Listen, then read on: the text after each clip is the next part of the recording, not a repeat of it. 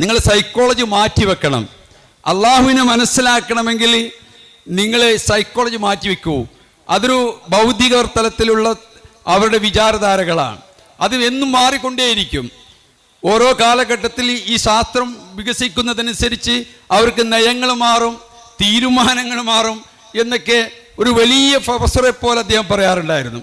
അപ്പം ഞാൻ അതേപോലെ ഏത് വിഷയത്തെക്കുറിച്ചിട്ടും അതിൻ്റെ സോഴ്സിൽ നിന്നായിരിക്കണം പഠിക്കേണ്ടതും ഗ്രഹിക്കേണ്ടതും. അള്ളാഹുവിനെ കുറിച്ചിട്ട് നമുക്ക് കൂടുതൽ മനസ്സിലാക്കണമെങ്കിൽ ആരിഫീങ്ങളിൽ നിന്ന് മാത്രമേ ലഭിക്കുകയുള്ളൂ എന്നുള്ളത് ഇന്നേ വരെയുള്ള ചരിത്രത്തിൻ്റെ ഏത് ഗന്ധിയിൽ നിന്നും നമുക്ക് മനസ്സിലാക്കുവാൻ കഴിയും. അള്ളാഹുവിനെ മനസ്സിലാക്കിയവർക്കേ അത് സമൂഹത്തിൽ പകർത്തിക്കൊടുക്കുവാൻ കഴിയുകയുള്ളൂ. ഇന്ന് യുക്തിവാദ ചിന്തകളും നിരീശ്വരവാദ ചിന്തകളും അതേപോലെ ലിബറൽ മനോഭാവതലങ്ങളുമൊക്കെ വളർന്നുകൊണ്ടിരിക്കുവാൻ കാരണം അവർക്ക് കിട്ടിക്കൊണ്ടിരിക്കുന്ന ഇൻഫർമേഷൻസുകൾ മുഴുവനും തെറ്റായ ദിശയിൽ നിന്നും തെറ്റായ സ്രോതസ്സിൽ നിന്നുമാണ്. എങ്ങനെയാണ്? അസ്സലാമു അലൈക്കും വറഹ്മത്തുള്ളാഹി വബറകാതുഹു.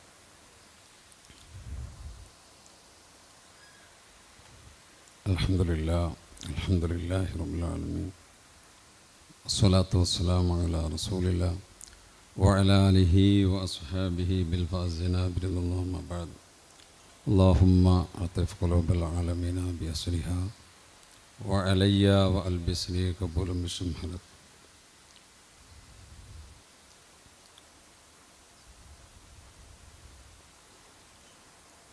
ഈ വേദിയുടെ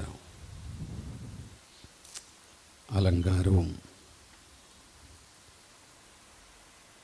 ഇതിൻ്റെ അധ്യക്ഷപദം അലങ്കരിക്കുന്ന ബഹുമാനമുള്ള കുഞ്ഞാവസ്ഥാവറുകളെ, ഈ വേദിക്ക് ഔപചാരികമായ ഉദ്ഘാടന കർമ്മം നിർവഹിച്ച ഉസ്താദ് അവറുകളെ, ഞങ്ങളുടെ പ്രിയപ്പെട്ട ഗുരു ഷർഫുദ്ദീൻ ഉസ്താദ് അവറുകളെ, മറ്റു ബഹുമാനന്യരായ സാദാത്യങ്ങളെ, വേദിയിലെ മറ്റു പണ്ഡിതന്മാർ, സദസ്സിൻ്റെ അനുഗ്രഹീതരായിട്ടുള്ള മുഅ്മിനുകളെ, മുഅ്മിനാത്തുകളെ, പടച്ച തമ്പുരാനെക്കുറിച്ച് ഏറ്റവും കൂടുതൽ അറിവോടെ സംസാരിക്കുവാനാണ് ലോകത്ത് അംബിയാ മുർസലിങ്ങളെ അയക്കപ്പെട്ടിട്ടുള്ളത്. ഒരു പ്രൊഫസർക്കോ അല്ലെങ്കിൽ ഏതെങ്കിലും ബിജിഗീഷുകൾക്കോ അല്ല ശാസ്ത്രകാരന്മാർക്കോ ഫിലോസഫീസിനോ മറ്റ് സോഷ്യോളജിസ്റ്റുകൾക്കോ സയൻറ്റിസ്റ്റുകൾക്കൊന്നും അള്ളാഹു എന്ന യാഥാർത്ഥ്യത്തെക്കുറിച്ച് അനുഭവതലത്തിൽ നമ്മെ ബോധ്യപ്പെടുത്തുവാൻ കഴിയില്ല.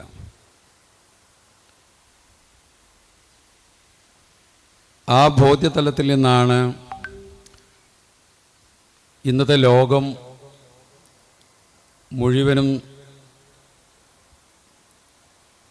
അള്ളാഹുവിൻ്റെ ആ പരമമായ സത്യത്തെക്കുറിച്ച് പറയുവാനുള്ള കഴിവും പ്രാപ്തിയും ശേഷിയും യോഗ്യതയുമുള്ള വ്യക്തിത്വങ്ങളെ തേടിക്കൊണ്ടിരിക്കുന്നത്. നമുക്കറിയാം, സംഗീതത്തിനെ കുറിച്ചിട്ട് പഠിക്കാൻ ആ പാഠശാലയിൽ പോയാൽ ശ്രുതി എന്താണെന്നും താളമെന്താണെന്നും ലയമെന്താണെന്നുമൊക്കെ സംഗതികളൊക്കെ നമുക്കറിയാം. ഇന്ന് എല്ലാ കുട്ടികൾക്ക് പോലും സംഗതിയെക്കുറിച്ചറിയാം. അതേപോലെ ഏത് വിഷയത്തെക്കുറിച്ചിട്ടും അതിൻ്റെ സോഴ്സിൽ നിന്നായിരിക്കണം പഠിക്കേണ്ടതും ഗ്രഹിക്കേണ്ടതും.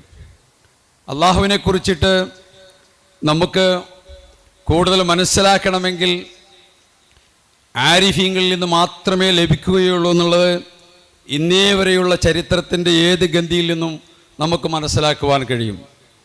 അള്ളാഹുവിനെ മനസ്സിലാക്കിയവർക്കേ അത് സമൂഹത്തിൽ പകർത്തിക്കൊടുക്കുവാൻ കഴിയുകയുള്ളൂ.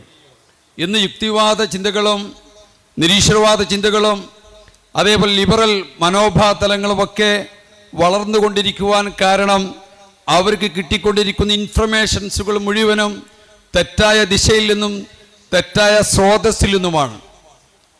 എങ്ങനെയാണ് അള്ളാഹുവിൽ ലയം പ്രാപിക്കുക എന്ന് പറയുമ്പോൾ ആ ലയം എന്നതുപോലും ഒരു അനാവശ്യമായ പദമായിക്കൊണ്ടാണ് ഇന്നത്തെ യുക്തിബോധത്തിൻ്റെ തലത്തിൽ നിൽക്കുന്നവരെ, നമ്മുടെ ശരീരത്തിൻ്റെ കാര്യങ്ങൾ പോലും ചിന്തിക്കുന്നവർ പോലും ലയം അത്ര നല്ലതല്ല എന്നാണ് പറയുന്നത്.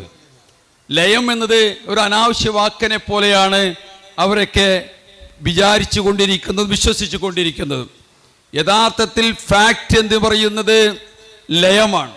അള്ളാഹുവിൽ ലയിക്കുമ്പോൾ മാത്രമാണ് നമുക്ക് ഇത് മനസ്സിലാക്കുവാൻ കഴിയുള്ളൂ, ഈ ശക്തിയെക്കുറിച്ചിട്ടും ഇതിൻ്റെ ഈ സൗരഭ്യത്തെക്കുറിച്ചുമൊക്കെ.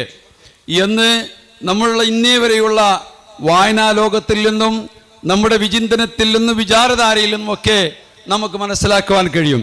പിന്നെ എന്തിനാണ് ഇങ്ങനെയുള്ള നിസ്ബത്തുകൾ നമ്മെ കൂടുതൽ മുന്നോട്ട് ഗമിപ്പിക്കുവാൻ എന്ന് പലവർക്കും സംശയമുണ്ടെങ്കിൽ ഞാൻ എൻ്റെ ഒരു ചെറിയൊരു അനുഭവം പറയാം. ഞാൻ കുറച്ച് സൈക്കോളജിയുമായൊക്കെ ബന്ധപ്പെട്ടുകൊണ്ട് പ്രവർത്തിക്കുന്ന ഒരാളാണ്.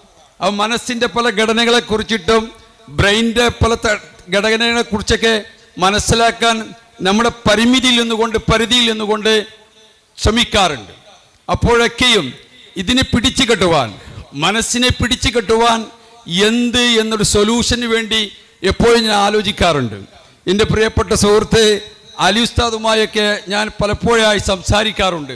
വയനാടുള്ള നമ്മുടെ വേദിയിലുണ്ട് ബഹുമാനപ്പെട്ടവർ ഖലീഫയാണ്, അവരോടൊക്കെ എപ്പോഴും സംസാരിക്കാറുണ്ട്. അപ്പോൾ എന്നോട് പറയാറുണ്ടായിരുന്നു, നിങ്ങൾ സൈക്കോളജി മാറ്റി വെക്കണം, അള്ളാഹുവിനെ മനസ്സിലാക്കണമെങ്കിൽ നിങ്ങൾ സൈക്കോളജി മാറ്റിവെക്കൂ. അതൊരു ഭൗതിക തലത്തിലുള്ള അവരുടെ വിചാരധാരകളാണ്. അത് എന്നും മാറിക്കൊണ്ടേയിരിക്കും. ഓരോ കാലഘട്ടത്തിൽ ഈ ശാസ്ത്രം വികസിക്കുന്നതനുസരിച്ച് അവർക്ക് നയങ്ങൾ മാറും, തീരുമാനങ്ങൾ മാറും എന്നൊക്കെ ഒരു വലിയ പ്രൊഫസറെ പോലെ അദ്ദേഹം പറയാറുണ്ടായിരുന്നു. അപ്പോൾ ഞാൻ എപ്പോഴും ചിന്തിക്കും, എങ്ങനെയാണ് ഈ അറിവുകളെ ഇവർക്ക് ഇത്രമാത്രം സവിസ്തരം പറയാൻ കഴിയുക? അതിന് അവർ ട്രാൻസ്ഫോർമേഷൻ സംഭവിപ്പിക്കുന്നത് എന്താണ്? ആരാണ് ഈ പരിവർത്തനത്തിൻ്റെ പുറകിലെ കേന്ദ്ര ബിന്ദു എന്നൊക്കെ ഞാനിങ്ങനെ പലപ്പോഴായി ചിന്തിക്കാറുണ്ട്. എൻ്റെ സംസാരം നീണ്ടുപോകുന്നതിൽ ഞാൻ വിഷമിക്കുന്നുണ്ട്. ഒരിക്കലും ഇങ്ങനെയുള്ളൊരു വേദിയിൽ ഇത്തരം കാര്യങ്ങൾ പറയുന്നത് ഉചിതമല്ല എന്നറിയാം. എങ്കിലും ആ അന്വേഷണത്തിൻ്റെ ഒടുവിൽ ഒരുപാട് ത്വരീഖത്തിനെ കുറിച്ചിട്ടും ഒരുപാട് സിൽസിനെ കുറിച്ചിട്ടും ഒരുപാട് ആത്മീയ ധാരകളെക്കുറിച്ചൊക്കെ അറിയാനും അന്വേഷിക്കുവാനൊക്കെ സമയം കണ്ടെത്തിയിട്ടുണ്ടായിരുന്നു. ആ ഇടയ്ക്കാണ് ഒരു 4-5 വർഷം മുമ്പ് ബഹുമാനപ്പെട്ട സറഫുദ്ദീൻ ഉസ്താദിൻ്റെ വീട്ടിൽ ഞാൻ വരികയുണ്ടായി. അപ്പോഴും എനിക്ക് ഈ രൂപവും ഭാവവും ഈ തലവൊക്കെ ഉൾക്കൊള്ളുവാനുള്ള ഒരു മാനസികാവസ്ഥയിലായിരുന്നു. കുറച്ചുകൂടി ഒരു മോഡേൺ ലെവലിലായിരിക്കണം ഈ ത്വരീഖത്തൊക്കെ പോകേണ്ടതെന്നുള്ള നമ്മുടെ ബുദ്ധി ശൂന്യത, അല്ലെങ്കിൽ നമ്മുടെ അറിവില്ലായ്മ, അജ്ഞത എന്നൊക്കെ പറയാം. അങ്ങനെ ഒരു കുറച്ചുകൂടി മോഡേൺ ലെവലിലുള്ള ഒരു ത്വരീഖത്തിലേക്ക് പ്രവേശിക്കാൻ അവസരം കിട്ടുകയും അതിലിങ്ങനെ പോകുമ്പോഴാണ് അറിവുകൾ പലതും കിട്ടുന്നത്. പക്ഷേ ഇതിൻ്റെ യഥാർത്ഥത്തിൽ ഹക്കീക്കത്ത് ഇതെങ്ങനെ ഇത് നമുക്ക് നമ്മളിലേക്ക് കൊണ്ടുവരപ്പെടാൻ പറ്റുമെന്നുള്ളൊരു അന്വേഷണത്തിലാണ് ഞാൻ ഈ പാത സ്വീകരിച്ചത്.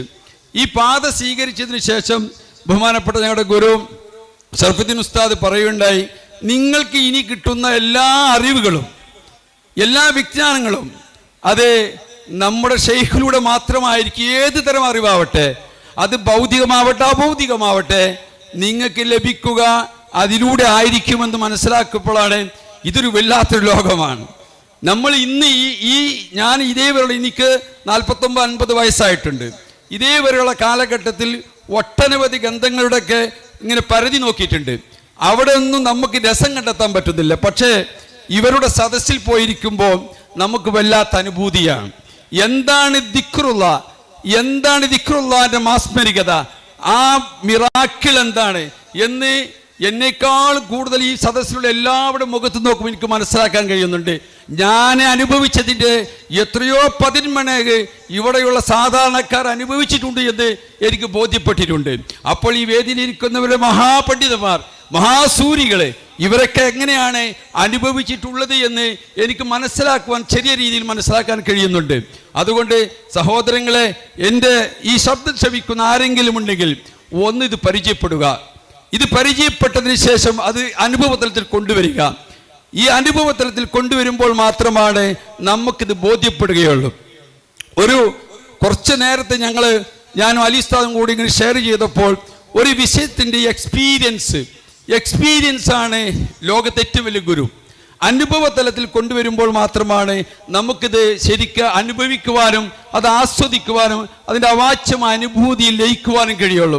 അള്ളാഹു എന്ന മഹായാഥാർത്ഥ്യത്തെക്കുറിച്ച് നാം മനസ്സിലാക്കുമ്പോൾ truth is luminous diamond, it has 1,000 faces, it will be speaking to itself എന്ന് ഒക്കെ ചിന്തകന്മാർ പറയാണ്ട്.